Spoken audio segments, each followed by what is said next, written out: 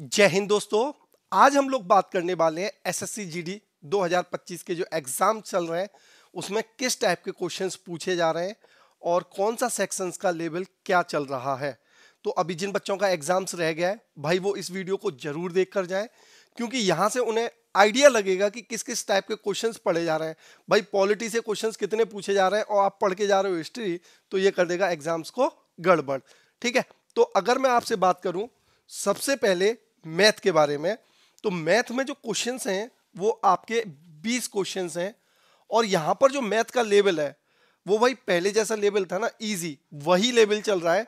अगर कोई भी एवरेज बच्चा होगा तो वो इसमें आराम से बेटा 17 से 18 क्वेश्चंस करके आ रहा है। एक दो क्वेश्चंस में बस प्रॉब्लम जो आ रही है वो आ रही है थोड़ी सी कैलकुलेशन को लेकर।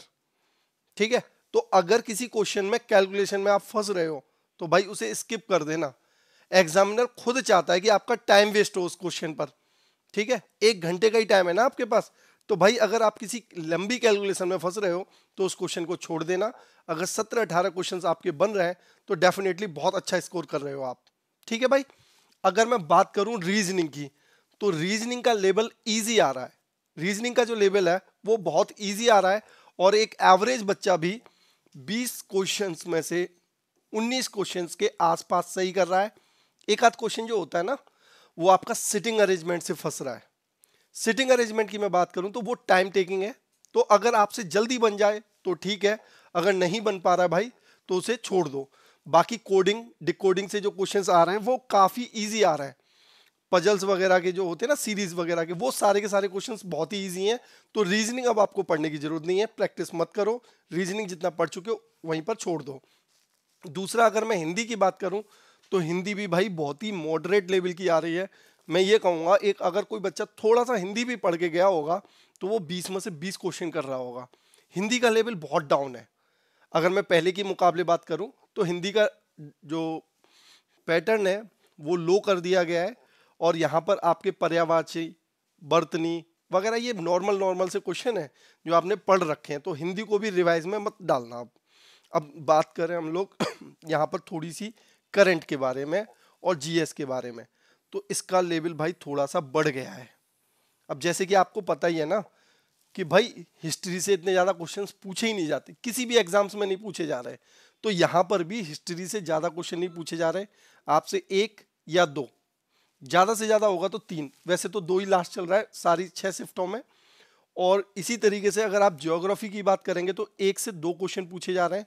लेकिन हाँ, अगर मैं पॉलिटी की बात करूँ ना तो पॉलिटी से अच्छा सेक्शन पूछा जा रहा है और पॉलिटी हर एग्जाम में पूछा भी जाता है।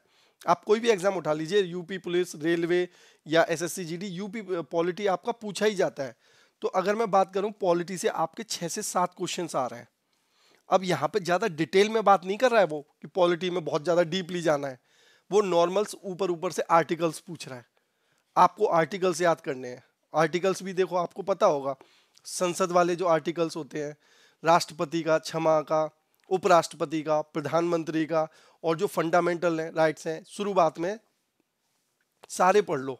शुरुआत के आर्टिकल्स अच्छे से रट लो 150 तक, और पुराने जो आर्टिकल्स हैं वही बार बार पूछे भी जाएंगे, है ना। तो पॉलिटी में ज़्यादा डीपली नहीं पूछा जा रहा है, आप आराम से कर लोगे। अगर आपने पॉलिटी लूसेंट से भी पढ़ रखी है ना तो भी आप क्वेश्चंस को टिक कर लोगे। थोड़ा सा प्रॉब्लम जहां बच्चों को आ रहा है वो करंट में आ रहा है। अब करंट का प्रॉब्लम क्यों आ रहा है? क्योंकि करंट यहाँ पे करंट जैसा है नहीं। करंट का मतलब क्या होता है? 2-4 महीने, 6 महीने पुरानी बातें, ये 2-2 साल पुरानी बातें कर रहा है। अब भाई करंट का मतलब ये नहीं होता, करंट को उन्होंने स्टैटिक के टाइप में ले रहे हैं। ठीक है, और स्टैटिक जीएस से ज्यादा क्वेश्चन पूछे जा रहे हैं।